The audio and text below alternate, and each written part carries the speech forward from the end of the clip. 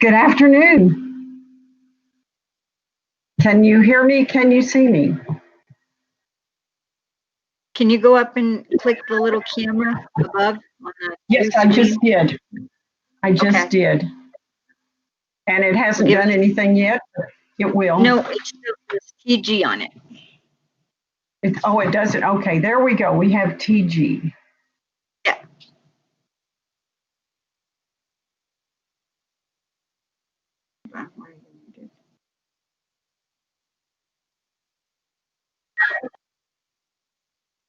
Muted, unmuted. Here we go. All right. Introduce it while we're trying to get. Because she wanted to do it herself. She didn't give me any. Can you tell me? Do this? Can you see me and hear me? I can hear you. Okay. Well, then shall we press on?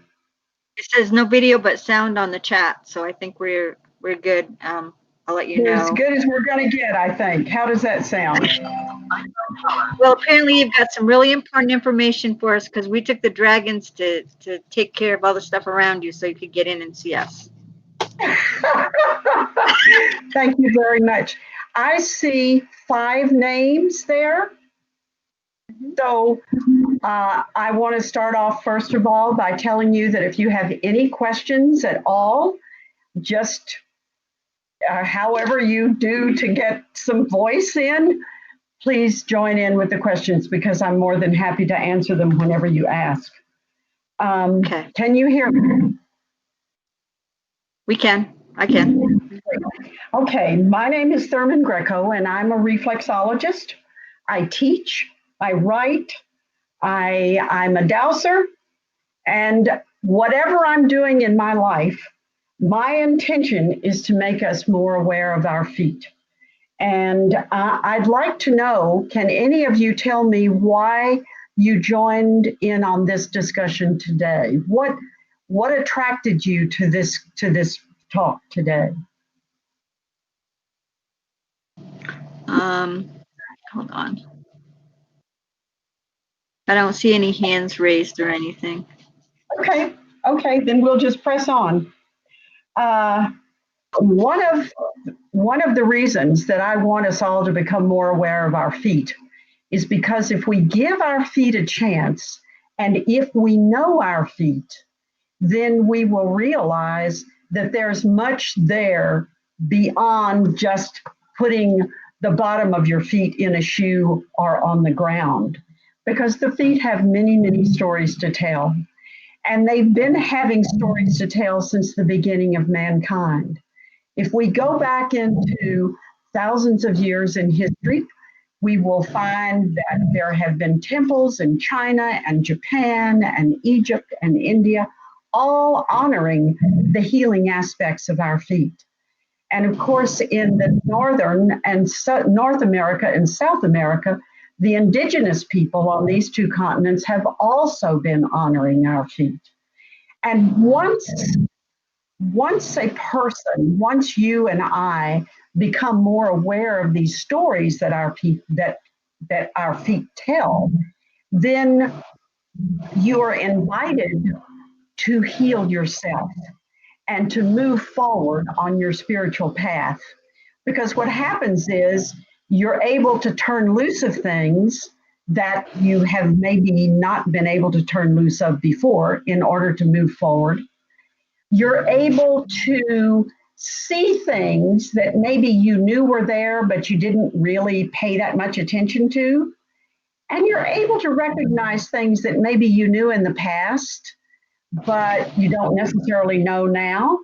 So these things will all come up. And whenever I see a person who is beginning to recognize the stories of defeat, I see a person who has moved forward on the spiritual path. And sometimes that person will move forward on a spiritual path rapidly. More often, it's more slowly, but it always happens. I have never had a person who did not move forward with their feet. because the feet have so many, many stories to tell. And I would like if any of you feel motivated to tell me if you have any areas of interest in your feet, if you have any areas of problems, we can talk about the stories that these feet have to tell. And I'll start off with a couple of stories that will hopefully will break the ice for a little bit. Thurman, I have Carl Letson has a question for you. I'm going to unmute Great. him, okay? What is it? Carl? Hello? Hello? Hi, Carl. Hi, I was just saying I have kind of like a numbness in the bottoms of my feet and some calluses one on each side, one on each foot, I should say. And I was just Where wondering, are they on each foot, Carl? one is on below my little toe on my left foot, and the other one is pretty much in the middle of the foot up towards the index toe. Okay, the one that you said is below your little toe on your left foot. That's very, very interesting, Carl, because that was the example that I was going to give everybody. So this is fabulous. This this callus that you have right under your little toe on your left foot is you holding up the weight of the world. And this is so common on people's feet. We'll see these calluses underneath the little toe. And that's where our shoulders are. And we're carrying the weight of the world on our shoulders. And it's really, really common. And sometimes when people realize, okay, I got this callus because I'm feeling the stress of the weight of the world. And who isn't feeling the stress at the weight of the world in these days and times? Then you can hopefully release some of the stress and realize that this is just part of your life path. Also, the colors of these calluses are important. If the calluses are red, it represents anger. And if they're blue, that represents a feeling of where you need to protect yourself. And sometimes if they're white, you're just worn out. And if they're yellow, then of course you have some feelings of just I'm just worn out with this situation. And orange is, of course, anger.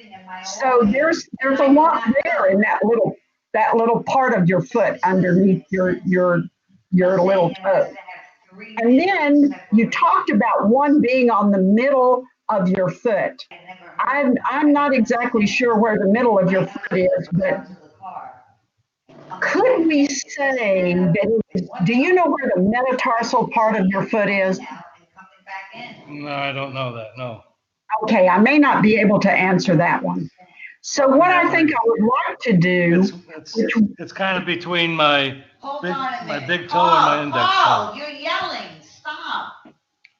okay, it's between your big toe and your second toe, Yes, on my right right there. foot. Is there Yes. a kind of a wrinkle there? Is there kind of a cut there where the metatarsal part divides up a No, little bit? no. Okay.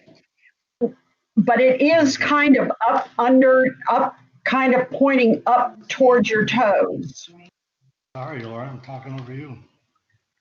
I'm sorry, no, there isn't. Stop. Okay. When you have calluses on the bottom of your feet, wherever they are, represents a part of your life and a part of your body. And if each of you who has attended this conference, if you will email me at thurmangreco@gmail.com, I will send you personal paper handouts. I will send you some reflexology maps, and I will send you some things that you can use to get to know your feet a little bit better. So again, if you will send your email, your mailing address to thurmangreco@gmail.com. I will mail them to you. I will mail you paper copies. And I would like, because I'm having a hard time figuring out exactly where this callus is. I'm going to move on to another thing, which I will probably, you may be able to identify with as well. How many of us have our toes that are like what people call hammer toes? The toes are all bent under. Sometimes that happens when we are in a situation where we can't really, we're not allowing ourselves, or the situation is not allowing us to express ourselves and to think things through in a way that we would like to. So we end up having these hammer toes. Now, this is where I really see sometimes some dramatic steps forward in people moving forward in their spiritual path. These toes are bent because you cannot express yourself. If you will start working with your toes, just take your fingers and try to massage your toes, they will begin to straighten out. Now, in some people, this happens almost immediately because you do realize, once you realize what you're doing, that you are letting yourself feel and experience things that you have not permitted yourself, or a situation has not permitted this in the past. Once you realize that, you will begin to move forward in your changes. Now, I had a woman come to me one time who really wanted to move forward in her life. And once I told her this can happen, it was like she changed in a matter of weeks. I had another client whose all 10 toes were scrunched up. And his wife was mortally ill. She was seriously ill with a chronic disease, and she was not going to get better. And he was having trouble accepting this fact, and she was having trouble accepting this fact. And I worked with this man, and I worked with his toes every week for several weeks. Over a period of time, they both adjusted to what was going to be the end for her and for him too, because she was going to be gone. Once he began to adjust to this situation, his toes just opened right up. He had to go out and buy shoes a size larger. It was really a wonderful thing that he was able to accept and that she was able to accept. I had yet a third client who came to me with hammer toes, and she also had bunions. And she did not change. She didn't. She realized what was happening, and she realized, okay, this is not a situation that I want to change. I don't want to do the things that I have to do to change my life. So she just adjusted to the fact that this is what her feet were doing. So does anybody have any questions? I have another question. Yes, ma'am. All right, I'm going to unmute Marguerite. Find her. I'm sorry. I'm going to unmute Marguerite for you. Okay. Find her. I lost her. Hold on 1 second.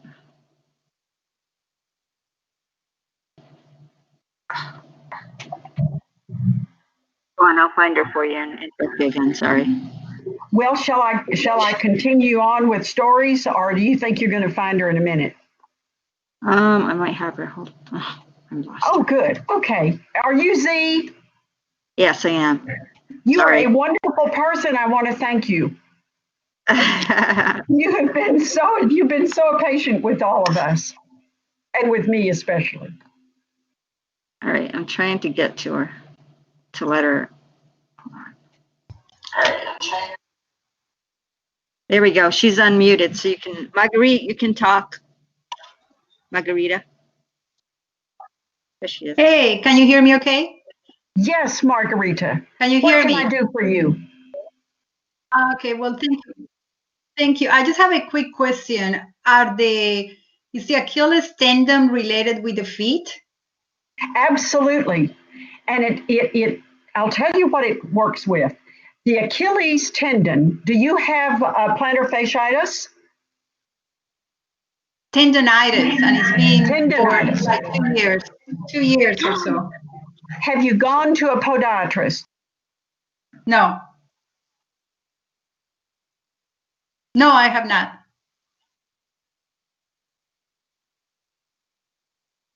The Achilles tendon.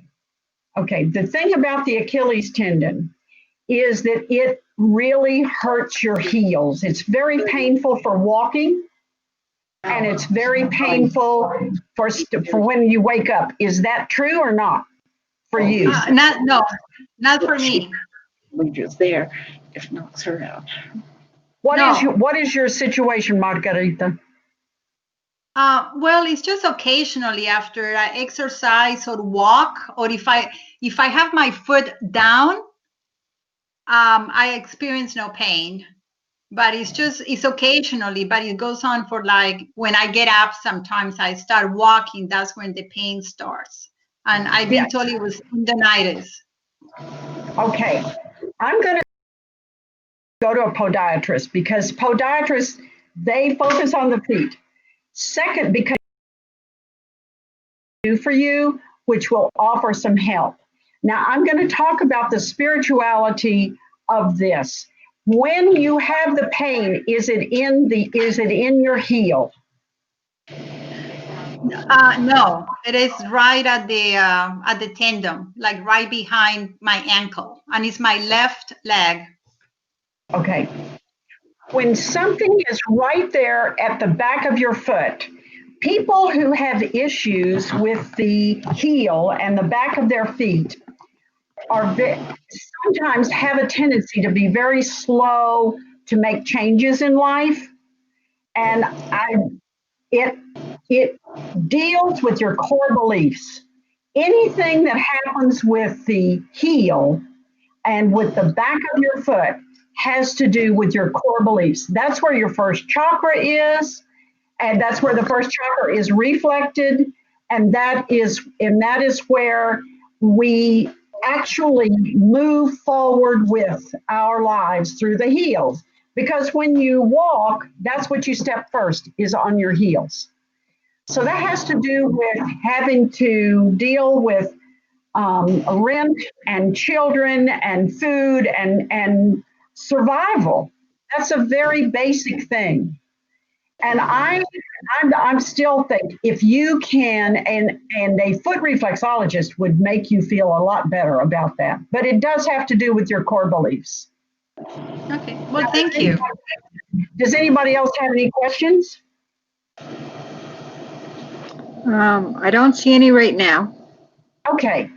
Well, now that we have spoken with Margarita, I'm going to take that interest and we'll go with the heel of the feet up to the toes.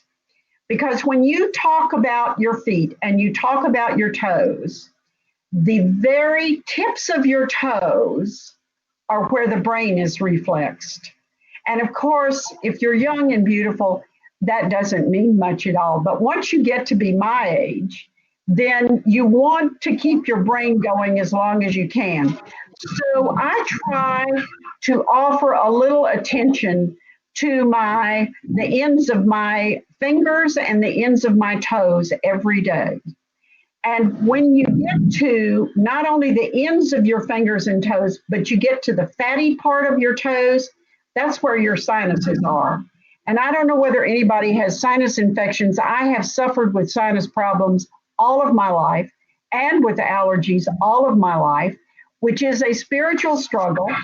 And I must be having serious spiritual troubles because my allergist told me several months ago that I was moderately to severely allergic to everything on the planet, which means that I'm struggling with all of these things, and I have struggled all of my life. So people with sinus infections, they can go to massaging the fatty part of their toes and the fatty part of their fingers.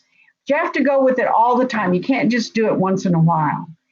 Working with your sinuses is something that you battle continually your entire life, whether you go with a reflexologist or whether you go with an allergist. The first time I went to an allergist, I was 8 years old, and I'm still going to an allergist. So, and it works. You take the shots, you don't feel them at all because the needles are very, very, very tiny. They are all natural. These are not, these are the actual elements of the plants that you are sensitive to, and you build up a defense against this sensitivity. We're going to go down to the heel of the foot now. The heel of the foot is where you actually deal with your core beliefs.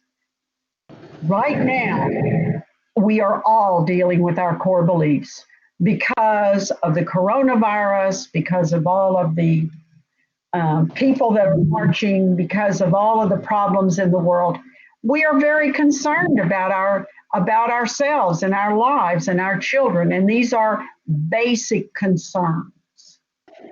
Going up to the heel, right where the heel goes into the narrow part of the foot, that's where your second chakra is, and that's where your bladder is. And so that's something that you can definitely work. And then going on up to the top of the foot, where the toes meet the actual foot is called where the ears and the eyes are. It's called the foot ridge, right at the base of the toes. And that's a really nice thing to massage if you have headaches or if you have neck pain or if you have any problems. That really works. And you can do this. You can massage the tops of your feet. And if you have problems seeing and hearing, not that they're going to make a blind person see, but definitely our hearing is affected by what's going on around us. And it definitely helps to massage those. And then we come down to the metatarsal part of the foot. That's the ball of the foot. That is a very, very interesting part of the foot. And it always has very interesting stories to tell. Because if you have a bunion, then you that's where we deal with love and grief and relationships and all kinds of interesting things there. And so that's really good to go also to go to a podiatrist if you do. I wrote a book about it called Healer's Handbook, which talks about all the different problems of the feet. And if you go to the inside of the foot, the length of the foot, from the inside of the foot, from the toe all the way down the side of the foot to the heel, that's where the spine is. And many, many of us have problems with our back, the upper back, the lower back, the middle back. And when people come to me and they have back pain, chiropractors, reflexologists, body work can deal with a lot of that. But I'll tell you, if you run across a person who has serious back pain and for whatever reason, they feel that they must go and get surgery, I never argue with those people. Back injuries, back pain is highly spiritual. And people know instinctively, they feel very strongly about what is going to repair their backs. I had a client several years ago who came to me, could hardly walk, and he had been injured. And when he went to the doctor, and to the physical therapist, they all said, look, you just come here we will work on you. We will fix this. We will take care of it. He told me in the first visit, he said, look, I know I need surgery. I know I need back surgery. Well, they wouldn't do it, and they wouldn't do it, and they wouldn't do it. And after a period of time, his pain was all gone. And they did take care of his injury without any surgery. 3 weeks later, after the pain stopped, he fell off of a ladder, and he injured his back again. And what that said to me was, he put up with these people, he put up with their techniques, he put up with the physical therapist, with the chiropractor, with the physician, but he wanted the surgery. And it was a terrible surgery, but because it was just a very serious surgery, and he went through it, he got it, and he was much happier after the surgery was completed. So I have a feeling, my professional experience has taught me that when a person has back pain and they really seriously believe that what they need to do is have surgery, that's probably what's going to work better than anything else. And why fight it? Just go ahead, go with what spiritually they feel like they need. Has anybody got any other questions yet? I've got a question. Yes, Z. ma'am. I was born without a hip socket. Spent 2 years of my life in a body cast, 2 in a walking cast, and wore those saddle shoes with the wood across between the two. Yes. And I also had surgery on the outside of my ankles because my ankles were turned out, not in. What would that mean, the outer side of the foot? The outer side of your foot is where the lymphatics are. And if it's comfortable, I would try pinching the outside of the foot all the way up to the little toe, including the little toe. I would do that if you could do that every day. If you can't do your feet, then I would do your hands. The lymphatic system is a very, very interesting part of the body because that's what keeps the body clean. And there is no pump for this. You know, the circulatory system has a pump, it has a heart, but the lymphatic system does not. And the lymphatic system really it's lined up very close to the circulatory system, but there is no heart. So there's only 2 ways to keep the lymphatic system, to keep your body clean. And one of them is with reflexology. It is with working the outside of your hands and the outside of your feet. And the other one is with exercise. And I don't know, have you done a lot of exercise in your life? Yeah, I do a lot of exercise, but You do a lot of exercise, then your lymphatic system may be clean as well. I don't know, but I do know. And the lymphatic system, it's really nice. You can also pinch at the bottom of your fingers, and that will work the lymphatic system as well, especially between the thumb and that first finger and the big toe and the second toe. You have a very interesting body. I'm grateful that you shared it with me. I'm hoping I'm sorry. they cut a piece of bone out of the front of my thigh, and they made me a hip socket out of bone when I was a baby. How old were you? I don't know, I tried to walk and I couldn't because I had the ball, but I didn't have the socket. So whatever Yeah, age the kids try to walk. that would be 1 year. Yeah. About 1 year. Well, does it cause you problems now? The only problem it really causes me is because of all the scar tissue. It hurts in the cold, and I live in the northwestern mountains of Maine, so it's kind of prevalent. So you have to put up with the cold. Well, I'm sorry that you feel discomfort in the cold, but that's a very, very interesting thing because your hips, that also deals with your core beliefs and dealing with your hips. Now that's interesting. 2 people have talked to me about problems that have to do with our core beliefs. And that's not by accident. We are having so many things going on in our lives now that all of us are going to share things about our first chakra. Yes. Does anyone else have any questions? Yeah, I have a question from Jane. It says, what is the best way to massage these areas? To do it yourself or to have someone do it for you? Well, if you'll send me your mailing address, I will send you some charts. I'm going to send everybody some charts. It does not, the ideal thing is to go to a reflexologist whenever you can. And because they are so wonderful. People who go to reflexologists, there is a relaxation that you cannot get when you do it to yourself. So if you have a friend and you don't have a reflexologist, you'll have these charts and you can work on each other.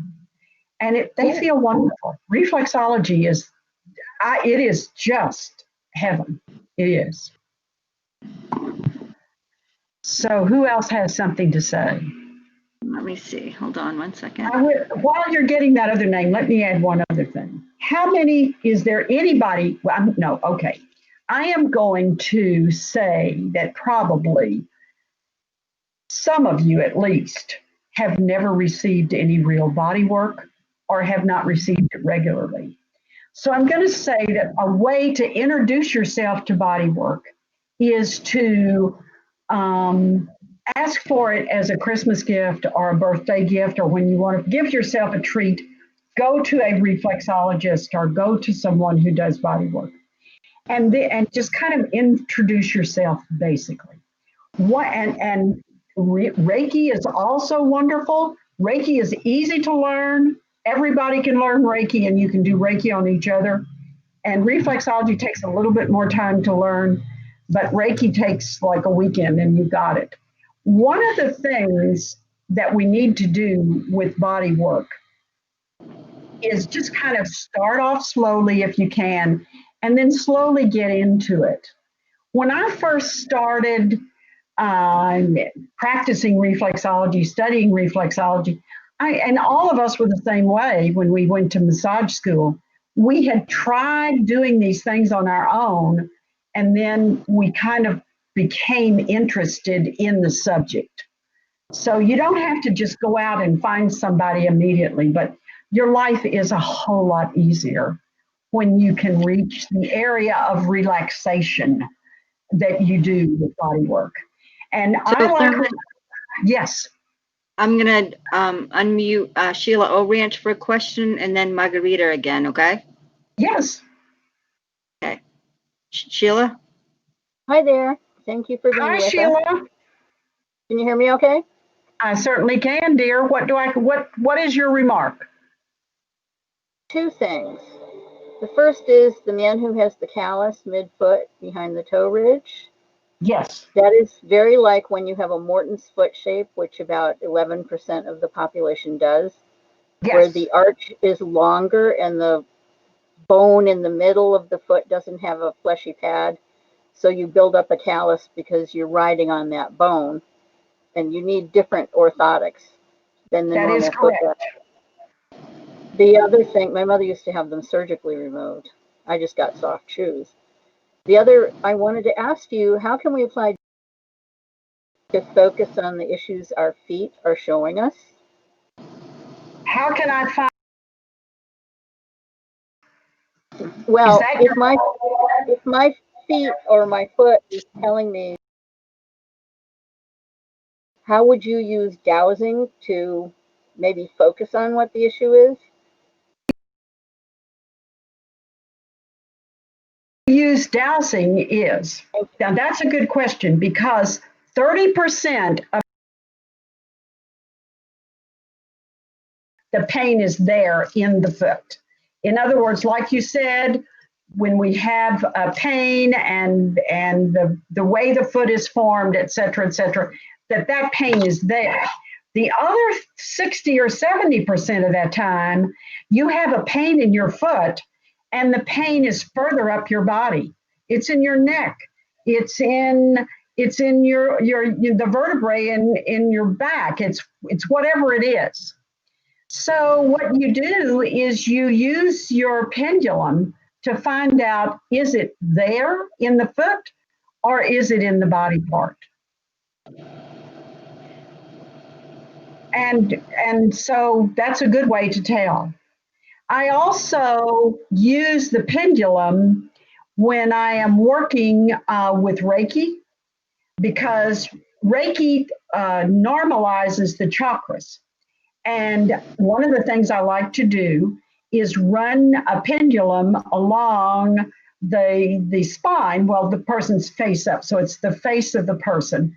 And you go with the first 7 chakras and you read what you read, you see what you see.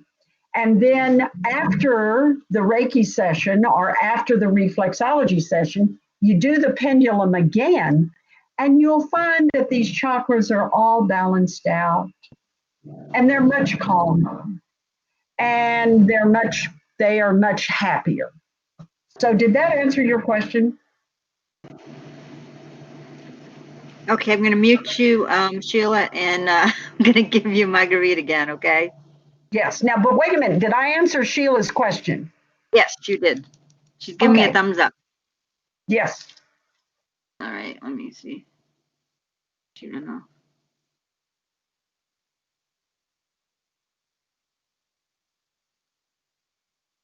Oh, she said Marguerite said that she doesn't have a question. She forgot to lower her hand. Oh, she wants to lower her hand. Okay. Okay. I'm going to go back to the body work. Is there anybody else that has a question right now? Okay. I am going to return to the body work because I think that is so, so important. Many times when people think about body work, they think about massage. And I'm not going to say this because it's negative, and I'm not going to say this because I don't like massage, because truthfully, I am a massage therapist and have been since 1980. And I didn't start young. I started learning massage when I was already 40 years old. So, I have a lot of experience with massage, and it definitely is wonderful. But sometimes people respond more quickly and more positively to reflexology and Reiki than they do with massage and other parts of bodywork. And so I always recommend that you start off with reflexology and with Reiki. And the reasons of this are really common. First of all, with reflexology, it's different every time because your body is different every time. And reflexology provides homeostasis, which is a big word for balancing, and it balances all the organs. And so if you go into a reflexology session and you're nervous and you're uptight and you're overtired and all, you're going to come away relaxed. If you go into a reflexology session with something else, you're going to come out with that dealt with. And with Reiki, Reiki is just marvelous. And chakra healing as well. I mean, these modalities are calm, they're positive, they are fabulous. And they don't require anything. You go to a person who is a reflexologist and you sit down in a chair or you lay down in a massage table and they work your feet and you feel like $1 million. And the same thing with Reiki. Now with a massage, because they actually work the skin and the body, you have to remove your clothes, and people do sometimes have problems with that. So that's what I have to say. So what can we do here now? I have another person that wants to speak to you, and you Okay. have 5 minutes left, okay? So I'm Okay. going to unmute Alberto. Okay, so we'll get this Hello? in before the end of the 5 minutes. Be sure and send me your mailing address and send it to Thurman Greco, one word, at gmail.com, and I will send you handouts. And there's no charge for this. I have the envelopes ready, and they're all going to be mailed out to you as soon as you contact me. And yes, sir, what is your question? Yes, my question is, do you recommend any specific bath formula to bath your feet? Actually, Alberto, I recommend you bathe your feet however you like to and however is comfortable. It is a wonderful thing to soak your feet in nice warm water, and I have done that. In wellness spas, you'll go into a wellness spa and you'll put your feet in a warm bathtub, and sometimes there'll be some beautiful different rocks, and you can play with the rocks with your toes, and you can have a wonderful time. Anything that feels good to you is good. That's it. And whatever feels good works. Okay, thank you. You're welcome. So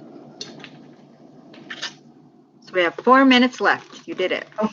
Do we have any other questions? Let me see. No, Sheila just didn't. Sheila, do you have another one? Sheila, do you have another question? No, I guess I just didn't take down my, well, And I didn't take now that mine. you mention it, yes, I do. Okay. But what I've learned about biofeedback mechanisms is that, well, say you were talking about the lymphatic system and you were having that problem with your feet. The reason reflexology works is it's because you're triggering your autonomous nervous system to pay attention to that thing. So it starts correcting itself. Is that how you feel about it? That is one way that reflexology works. Absolutely. Touch a part of your body. That's the importance of touch. And that's one of the things that now that we have coronavirus and everybody's standing 6 feet away from each other, you want to run up to people and touch them and hug them, and you can't do it because, we're in a crisis here. So yes, that does work. And it's wonderful to know it. You are now talking to me about the spirituality of your feet. You have learned in life one of the tools that we have to heal ourselves and each other. And when that happens, the spiritual parts of our body are able to shed what they do not need, and they are able to adopt what they do need. So that's great. How much biofeedback have you studied, dear, my dear? I've been studying it since I was 17. Oh, that's great. But I think that's wonderful. what it was, trying to reconcile the metaphysical paradigm with the scientific information. Not that I needed the validation for my own practice, but to be able to translate it to people who only understand Newtonian physics.